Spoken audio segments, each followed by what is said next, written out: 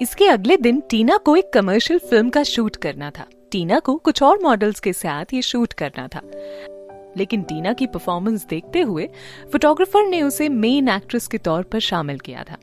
उसके अगले बगल की मॉडल्स को सिर्फ टीना को और ज्यादा निखारने के लिए ही यूज किया जा रहा था। टीना के साथ एक मेल मॉडल को भी इस एक्ट में शामिल किया गया था। सुबह सुबह ही रितिका ने टीना के रूम में नॉक किया। टीना ने डोर ओपन किया, लेकिन वो कुछ छिपाने की कोशिश कर रही थी। रितिका ने दरवाजे से अंदर झांकते हुए कहा, अंदर कोई और भी है क्या? नहीं। टीना, तुम ऐसे कैसे कर सकती हो? तुम्हारी शादी रणविजय के साथ हो चुकी है और तुम किसी और के साथ रूम में हो। मुझे अंदर आने दो। कौन है तुम्हारे साथ? देखने दो। प्लीज डोर ओपन करो। टीना ने पूरी ताकत से दरवाजे पर धक्का दिया और वो कमरे में दाखिल हो गई। सर, आप? रणविजय को देखते ही रितिका के मुंह से निकल पड़ा। टीना के चेहरे पर मुस्कुराहट आ गई। रणविजय ने रितिका को कुछ सेकंड तक देखा। इसके बाद बिना कुछ बोले ही वो बाथरूम की तरफ चला गया। उसके जाते ही रितिका ने टीना की तरफ देखते हुए कहा, तुमने मुझे पहले क्यों नहीं बताया कि वो भी यहाँ पर आ चुके हैं? उनके सामने मेरी बेइज्जती करवा दी। मैं कैसे पागलों की तरह आकर उनके आगे खड़ी हो गई। मैं कब बताती? मुझे भी नहीं पता था। कल रात को जब मैं रूम में आई तो वो पहले से ही यहाँ पर थे। टीना ने उत्तर दिया। ओह गॉड, ये तो बहुत रोमांटिक है यार। इतने बिजी होने के बाद भी वो तुम्हारे लिए इतना टाइम निकाल रहे हैं। सच में यार टीना, तुम बहुत लकी हो। मुझे नहीं लगता कि प्रणय ने कभी तुम्हारे लिए इतना किया होगा। वो इंसान कभी अपना काम छोड़कर तुम्हारे लिए इस तरह से नहीं आया होगा। अच्छा, अभी हम शूट लोकेशन पर ही जा रहे हैं ना? टीना ने बात बदलते हुए कहा। रणविजय भी हमारे साथ आ रहे हैं क्या? पता नहीं, हो सकता है आए, टीना ने मुस्कुराते हुए कहा। रणविजय अपना काम छोड़कर यहाँ पर आया हुआ था तो वो भला टीना की परफॉर्मेंस कैसे मिस कर सकता था? इससे पहले जब उसने टीना को क्राउन के स्टार शो में परफॉर्म करते देखा था, तभी से वो उसका फैन बन चुका था। आज फिर से उसे टीना का शूट देखने का मौका मिल रहा था तो वो भला इसे कैसे छोड़ देता?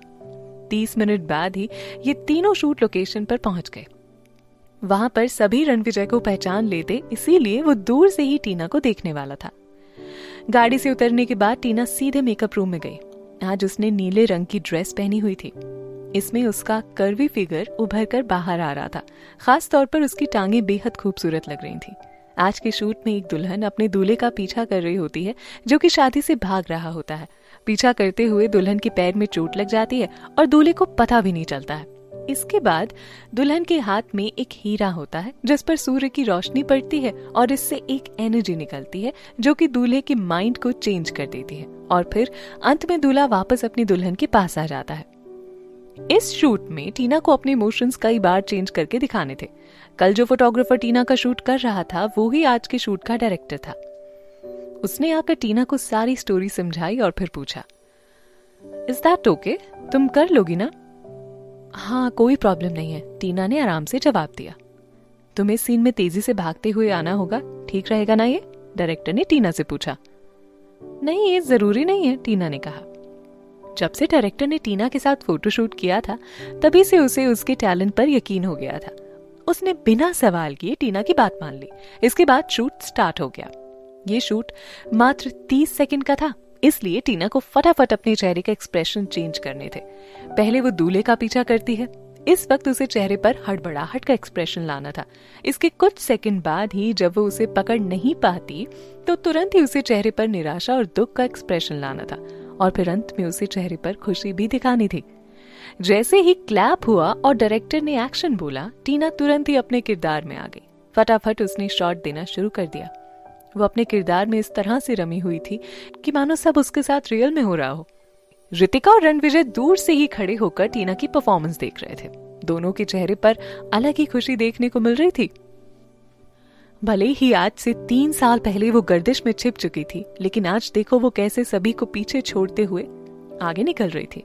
ये बात भी सही है कि अगर उसके साथ ये सब कुछ ना हुआ होता तो शायद ही वो आज इस तरह से उभर के सबके सामने आई होती। रणविजय सर, हमारी टीना आज कितनी अच्छी लग रही है ना? रितिका ने रणविजय की तरफ देखते हुए कहा। अब उसे कोई भी पीछे नहीं कर सकता। ये कहते हुए रणविजय कार में बैठ गया। रितिका के चेहरे पर भी मुस्कान आ गई। उसे पता था कि अब टीना को कोई भी नहीं हरा सकता। ऊपर से अब उसके साथ रणविजय भी है। टीना ने बहुत कम समय में ही परफेक्ट शॉट देकर दोपहर तक ही ये शूट खत्म कर दिया। डायरेक्टर उसके काम से काफी इम्प्रेस हुआ। शूट खत्म होने के बाद वो खुद टीना के पास आया। उसने टीना से कहा, मैंने सुना है कि तुम्हारी कंपनी तुम्हें ठीक से काम नहीं करने दे रही है। तुम मेरे साथ मिलकर कोई बड़ा प्रोजेक्ट क्यों नहीं कर लेती? टीना ने डायरेक्टर का बिजनेस कार्ड तो ले लिया, लेकिन उसने उसके ऑफर को ठुकरा दिया। मैं जहां हूं खुश हूं अभी। डायरेक्टर ने टीना पर ज्यादा दबाव नहीं डाला। उसने मुस्कुराते हुए कहा, कोई बात नहीं टीना, अगर फ्यूचर में कभी तुम आना चाहो तो मोस्ट वेलकम है। टीना ने मुस्कुराते हुए अपना सिर हाँ में हिलाया। इसके बाद वो रणविजय से मिलने के लिए निकल पड़ी। तभी रितिका उसके पास आकर खड़ी हो गई। उसने टीना का फोन उसे पकड़ा दिया। रितिका ने टीना को बताया कि प्रणय ने उसके लिए एक नई मैनेजर अपॉइंट की है। उसका नाम रोमा है। साथ ही प्रणय ने कहा है कि शूट खत्म होने के बाद तुमको तुरंत मुंबई वापस चलना है, वहां पर एक इवेंट में जाना है। प्रणय ने ये इवेंट तुम्हारे लिए ही ऑर्गेनाइज करवाया है। मैंने इस पर थोड़ा रिसर्च भी किया है। ये किसी प्रोडक्ट का ब्रांड इवेंट है, बट अब ये कंपनी ज्यादा बड़ी नहीं रही है। प्रणय तुम्हें सच में बर्बाद करना चाहता है, रितिका ने कहा। टीना ने अपना फोन पकड़ा और खुद को बिल्कुल शांत करते हुए रितिका से कहा, पहले यहाँ से वापस चलो, हम बाद में बात करेंगे इस बारे में। टीना, तुमने बहुत मेहनत की है, तब तुम इस पोजीशन पर पहुंच पाई हो। अब अगर तुम ये जॉब एक्सेप्ट कर लोगी तो तुम्हारी सारी मेहनत बेकार हो जाएगी, सब कुछ बेकार हो जाएगा, रितिका ने टीना को समझाते हुए कहा। रितिका, तुम्हें क्या लगता है मुझे कुछ समझ नहीं आ रहा? मुझे पहले से ही पता था कि ये सब होने वाला है। उसे ये उम्मीद नहीं थी कि प्रणय उसे छोड़कर यूसुफा के साथ जाने का फैसला इतनी आसानी से ले लेगा। अब मैं फिर से कोई गलती नहीं करना चाहती। बगल खड़ी कार में रणविजय बैठा हुआ था। टीना ने जैसे ही उसे देखा, दोनों के चेहरे पर मुस्कान आ गई। रणविजय ने अपना फोन टीना को पकड़ाते हुए कहा, मैंने अपने मैनेजर से कह के तुम्हारी इस नई मैनेजर रोमा के बारे में सारी इंफॉर्मेशन निकाल ली है। पहले कहाँ रहती थी, क्या करती थी, बैकग्राउंड क्या है, सारी इंफॉर्मेशन है इसमें।